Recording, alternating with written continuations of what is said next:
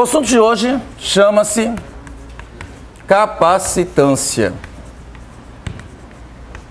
elétrica.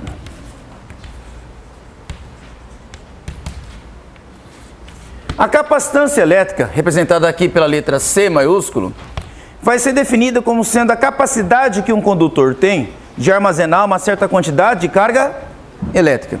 É mais ou menos assim. Imaginem vocês que eu tenho aqui um condutor elétrico, por exemplo, em formato esférico, e eu eletrizo ele. Ao eletrizar, ele passa a adquirir uma certa quantidade de carga elétrica. Por exemplo, tirei elétrons dele, ele começa a ficar eletrizado positivamente. Ao ficar eletrizado, ele está adquirindo aqui uma certa quantidade de carga. E ao fazer isso, esse corpo também passa a adquirir um certo potencial. Tá? Vamos dizer assim, ele adquire aqui um potencial elétrico. Como é que eu meço esse potencial elétrico? Esse potencial elétrico vai depender da distância que ele tem aqui em relação ao centro, ok, da sua geometria. Vamos supor aqui que ele tem um formato esférico e essa distância é o raio dessa esfera. Se nós queremos calcular o potencial dessa esfera, o potencial elétrico que ele vai adquirir, isso vai depender do meio onde essa esfera está, representada aqui pelo símbolo K, vai depender da quantidade de carga elétrica que ele vai adquirir, dividido pela distância que ele está aqui. Essa medida é a medida do potencial e essa medida é a medida da quantidade de carga elétrica.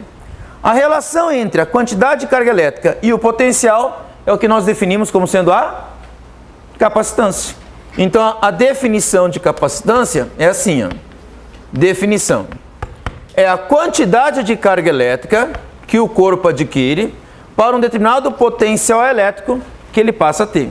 Essa relação entre quantidade de carga e o potencial representa quanta capacidade ele tem de armazenar carga. Vamos imaginar que o potencial elétrico fosse como um nível numa caixa d'água. Certo? Nível de água que você coloca numa caixa d'água. Aí você coloca a água dentro dessa caixa. Colocou a água dentro da caixa, o que vai acontecer com o nível da água ali dentro? Vai subir. Quanto mais água eu puder colocar dentro dessa caixa e menos o nível subir, significa que mais capacidade de água eu posso colocar ali dentro. Entendeu a relação? Se eu tenho uma caixa d'água pequena, por exemplo, assim, imagine que eu tenho uma caixa d'água desse tamanho aqui. E aí eu tenho uma outra caixa d'água mais larga assim. Se eu colocar 10 litros d'água aqui e 10 litros d'água aqui, eu posso fazer essa caixa d'água, por exemplo, quase encher com os 10 litros, certo? Mas se eu colocar esses mesmos 10 litros nessa outra caixa, vai encher? Então a quantidade de água que eu coloquei nas duas caixas foram a mesma, mas o nível de água que subiu aqui foi maior que aqui, certo? Aí eu pergunto, qual dessas duas caixas de água eu tenho mais capacidade de colocar água? A primeira caixa ou a segunda caixa d'água? Por quê? Porque cabe mais. Então cabe mais e sobe menos o nível. Então a gente diz que a capacitância elétrica de um condutor está na sua capacidade que ele tem de armazenar carga elétrica e adquirir um certo potencial. Pensa o potencial como se fosse o nível da água aqui, certo? Na analogia. Então, se o potencial sobe pouco e eu consigo armazenar muita carga elétrica, então significa que esse corpo aqui, esse condutor, ele tem uma grande capacitância elétrica. Se eu coloco pouca carga elétrica e o potencial já sobe rápido, ele adquire um alto potencial, significa que é uma caixa, como se fosse uma caixa d'água que encheu rápido. Então significa que tem baixa capacitância. Então a capacitância é a relação entre aquilo que eu acumulo, que é a quantidade de carga, e o nível de potencial que ele passa a adquirir, que é o potencial aqui. Tá? O potencial e a capacitância são inversamente proporcionais, enquanto que a quantidade de carga e a capacitância são diretamente proporcionais. No Sistema Internacional de Unidade, quer dizer, no SI, como é que a gente mede cada um desses elementos aqui?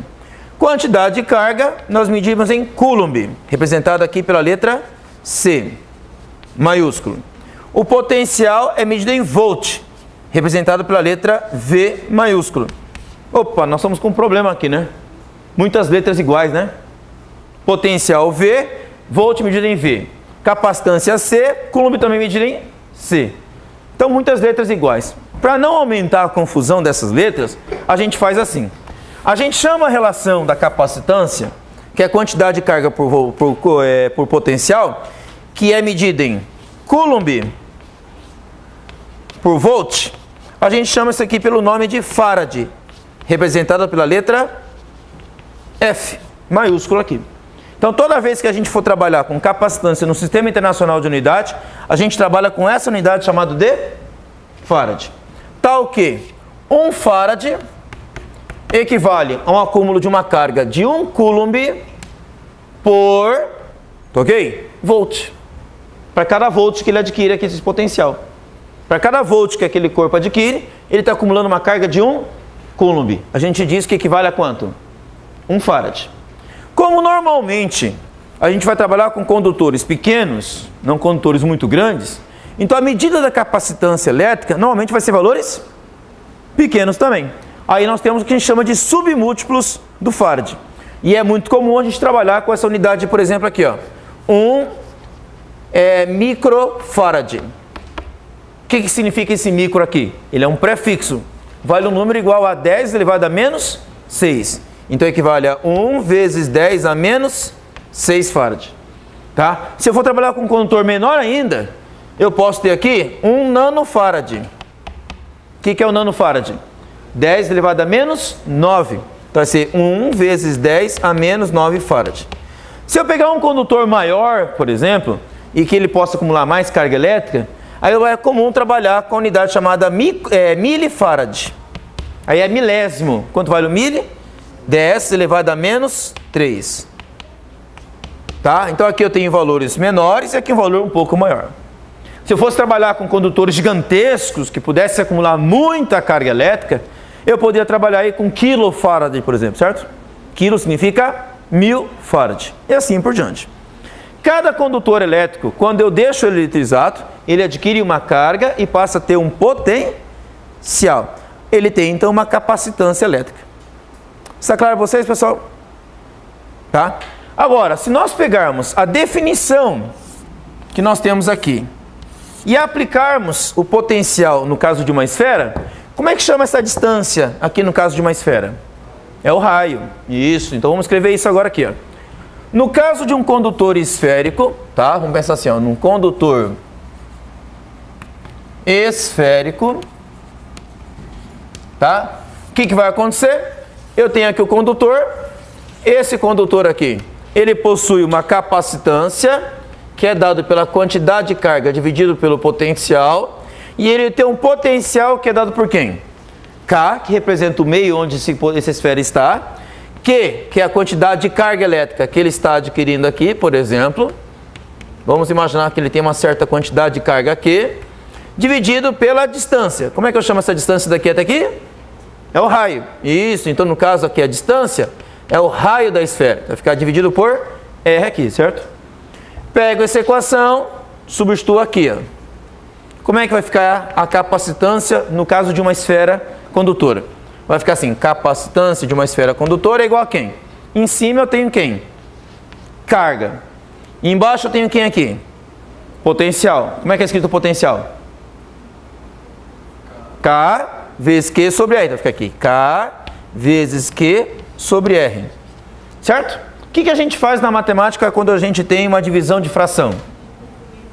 Conserva o numerador e inverte o denominador multiplicando. Então vamos conservar o numerador. O numerador é Q, certo?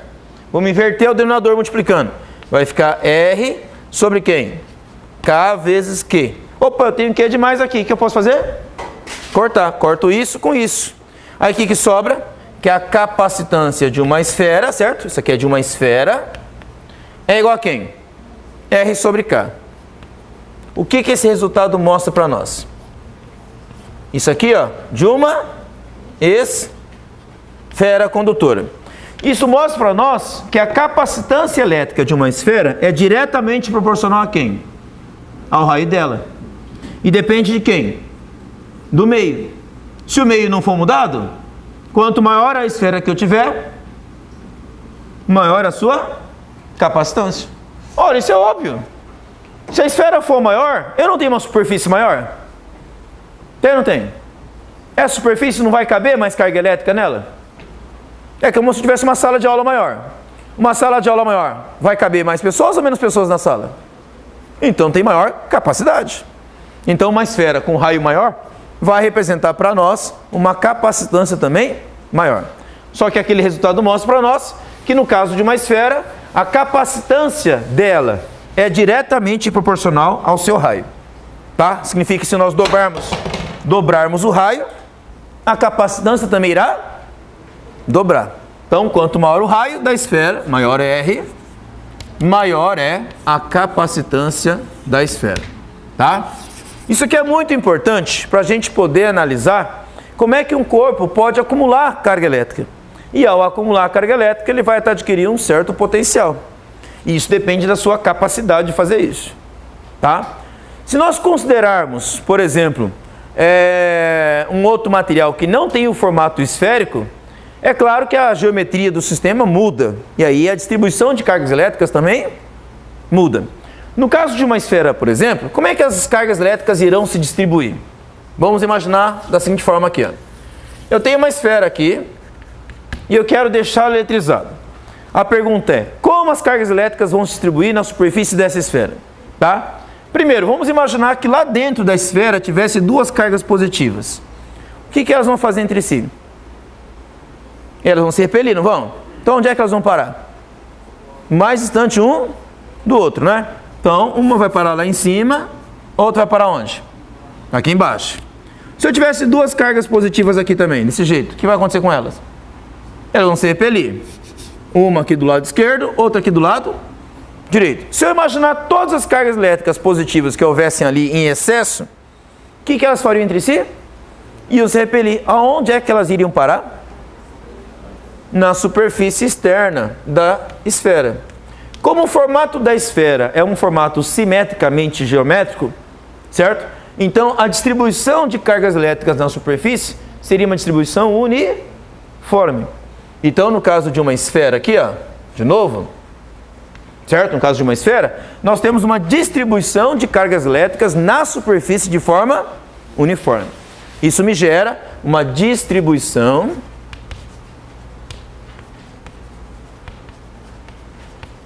uniforme sobre a superfície. Certo? Mas isso no caso de que forma geométrica? Uma esfera. Tá, entendi. Distribuição uniforme, beleza, porque a superfície é simétrica, existe aí essa simetria e vai fazer com que a distribuição fique igual para tudo que é lado. Mas e se esse objeto não for esférico? Vamos imaginar então um formato diferente aqui. Tá? Vamos imaginar agora que a gente tem um formato aqui de uma superfície não esférica. Tá? Vamos imaginar que eu tenho um formato assim, triangular. Ok? Vamos imaginar que eu tenho aqui um formato triangular aqui. Ó. O que vai acontecer se o formato for desse jeito? Vamos imaginar que eu começo a fazer a distribuição. As cargas elétricas vão se repelindo, certo? Ok? Uma carga elétrica positiva vem para aqui, outra vem para aqui e outra vem para aqui, certo? Numa tentativa de encontrar uma simetria em relação aonde? Ao centro do triângulo, certo? Mas se uma carga estiver aqui e outra estiver aqui, ela vai parar lá em cima, tá vendo aqui? Ó? A outra vem para onde? Aqui embaixo. Outra vem parar aqui em cima. Outra vem parar aqui embaixo. Certo? Ok? Aí, se eu colocar do lado de cá, vem parar um aqui, outro vem parar aqui. Ó. O que está acontecendo? A distribuição está sendo uniforme agora? Reparem, se as cargas elétricas estão distribuindo de maneira uniforme agora. Está sendo uniforme? A quantidade de cargas que eu tenho aqui é igual à quantidade de cargas que eu tenho aqui? Não. O que eu estou tendo agora? Uma maior concentração onde? Nas partes mais largas ou nas partes mais estreitas? Nas partes mais estreitas. Porque à medida que as cargas elétricas vão se repelindo, elas vão se acumulando aonde? Nas extremidades. O resultado, o que vai acontecer com a concentração de cargas nas pontas? Fica como? Maior. Então, nesse caso, existe uma uniformidade aqui no caso de uma esfera?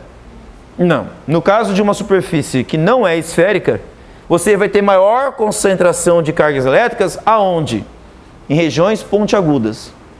Tá? Nas regiões pontiagudas, você tem maior concentração de carga elétrica. Aqui, ó, maior concentração. Aqui e aqui, ó. Certo? Nós chamamos isso de poder das pontas. Ok? Então, toda vez que eu tiver um objeto e o formato dele não for esférico, nos lugares onde for mais pontiagudo, lugares em que houver uma maior concentração de área, ou seja, uma menor área, tá? Eu vou ter uma maior concentração de cargas. Resultado, isso é chamado de poder das pontas. Nós temos ali uma distribuição de cargas elétricas não uniforme. Tá? Vamos imaginar que ao invés de eu ter esse formato triangular, eu tivesse uma barra. Eu tivesse um objeto com esse formato aqui agora. Uma barra aqui. E eu fosse deixar essa barra eletrizada. O que iria acontecer? Eu teria alguma carga elétrica aqui no meio, repelindo as demais, certo? Só que à medida que as cargas elétricas foram jogadas aqui, o que elas vão fazendo? Uma separando da outra, se afastando, certo? No final, uma ia para aqui, outra aqui, outra aqui, outra aqui, outra aqui, aqui, ó. De novo, o que eu tenho de novo? As extremidades com maior concentração. Aonde? Nas pontas. Maior concentração, certo? Então essa distribuição de maior concentração mostra para nós que no caso de uma superfície que não é esférica, a distribuição não é uniforme. Ela se concentra onde? Nas pontas. Tá? Seja qualquer formato que você imaginar. Se o objeto for retangular, a mesma coisa. Eu tenho uma maior concentração aqui, ó, nas pontas.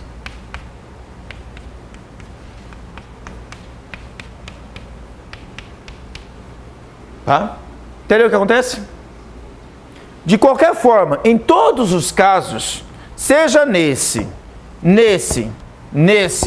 ou nesse caso aqui, todos os objetos estão acumulando carga, não estão? Todos eles adquirem um potencial. A única diferença é que não é tão simples como o caso de uma esfera. Esses casos aqui são casos um pouco mais complexos do que o caso de uma esfera. Tá? Normalmente, o caso mais cobrado em exames que vocês vão fazer é o caso esférico. Exatamente pela simplicidade da esfera de ser simétrico. Tá? Então, isso aqui é obrigatório saber, inclusive a relação matemática, que eu mostrei para vocês, entre a capacitância que ele acumula de carga em relação ao raio. Como nós vimos, capacitância é diretamente proporcional ao raio e inversamente proporcional ao meio. Essa equação, no caso de uma esfera, ela praticamente é obrigatória saber. Tá? Que é o caso mais simples e é uniformemente distribuído. Esses outros casos, o que é necessário você saber de forma geral é que as cargas elétricas normalmente se concentram onde? Nas pontas. Isso é essencial. Tá? Por que é essencial? Porque inclusive explica como funciona um para-raio. Que nada mais é do que uma ponta que sai da onde? Do chão. Uma ponta ligada ao chão, ali vai ter maior concentração de cargas elétricas, portanto o campo elétrico fica mais intenso nessas pontas e o resultado é uma maior incidência possível de raio nessas pontas. Por isso que os para-raios são pontiagudos. Tá? Porque você tem o poder das pontas implícito ali. Tá?